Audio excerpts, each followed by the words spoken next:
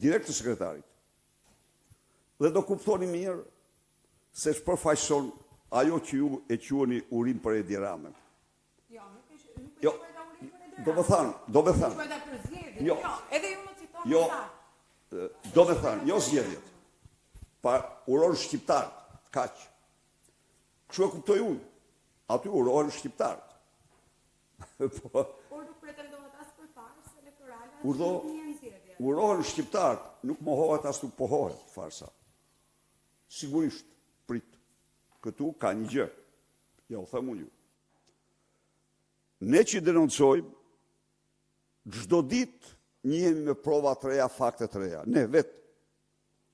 Sepse nuk mund t'i analizosh ti të gjitha në një kohë. Dhe po i marrim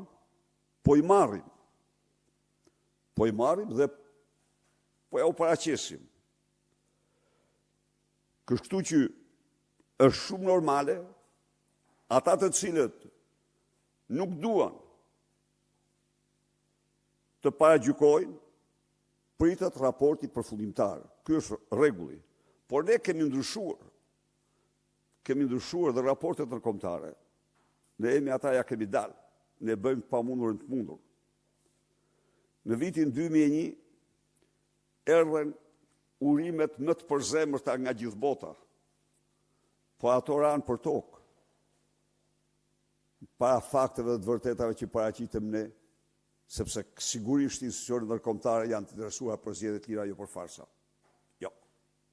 Ato nuk janë pastaj. Se ato pastaj shkojnë në vetë shkatrim dhe atë nuk e pranojnë kurrë. Ndaj dhe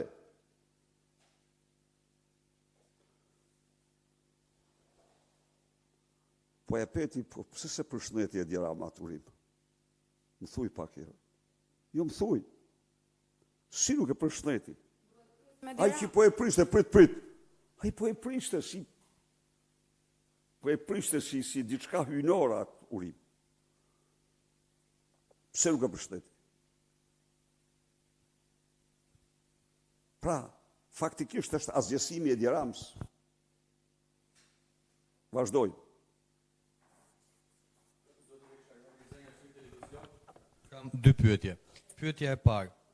Ditën e sotme Prokuroria e Tiranës ka refuzuar të hetojë një denoncim në lidhje me bazën e patronazhistëve të Partisë Socialiste në Afin, të denoncuar nga misioni Piranjat, ku zyrtarë të lartë të mazhorancës socialiste përdorin resurset shtetërore për të regjistruar qytetarët shqiptarë që jetojnë në emigrim, duke u prezantuar dhe si të deleguar të KQZ-s.